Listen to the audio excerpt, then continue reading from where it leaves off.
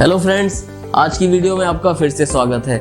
आज का हमारा टॉपिक है कि किसी प्रॉपर्टी को किराए पर देने से पहले हमें किन बातों का ध्यान रखना चाहिए ताकि प्रॉपर्टी ओनर को भविष्य में किसी प्रकार की समस्या का सामना न करना पड़े।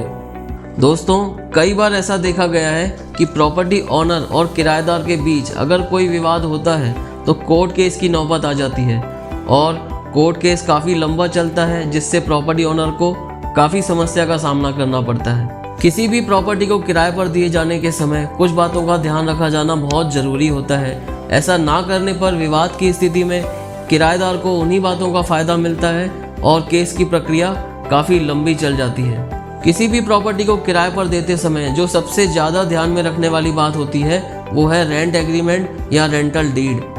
रेंटल डीड किराएदार और प्रॉपर्टी ओनर दोनों के राइट्स को प्रोटेक्ट करती है। प्रॉपर्टी को रेंट पर देते समय काफ़ी लोग तो रेंट एग्रीमेंट बनवाते ही नहीं हैं, या अगर बनवाते भी हैं तो उसे रजिस्टर्ड नहीं करवाते।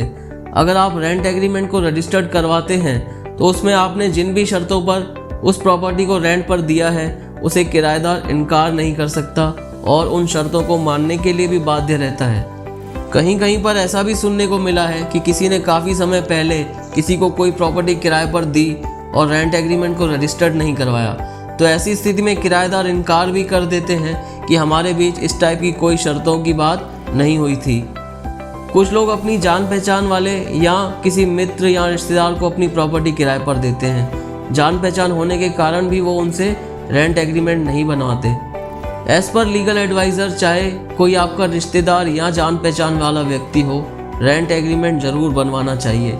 यह मकान मालिक और किराएदार दोनों के हित में होता है और भविष्य में काम आता है।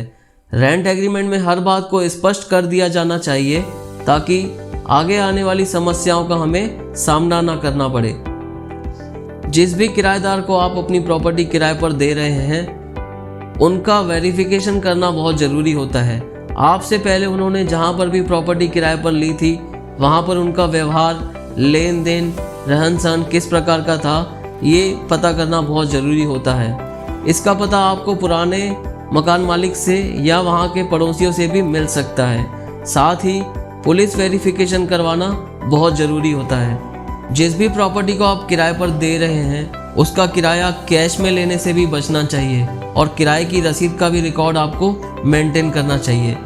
किराए का ट्रांजैक्शन आप अपने अकाउंट में या ऑनलाइन के द्वारा करते हैं तो भी उसका रिकॉर्ड चेक करने में आसानी होती है।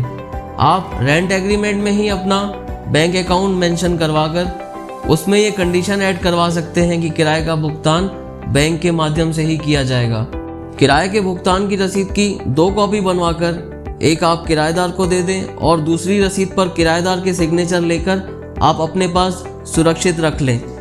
कहीं कहीं पर ऐसा भी होता है कि किराएदार अपने नाम से बिजली और पानी का कनेक्शन लेता है, तो लैंडलॉर्ड को ये ध्यान में रखना चाहिए कि रेंट डीड की कॉपी लगाकर किराएदार होने के आधार पर ही वो कनेक्शन लिया गया हो।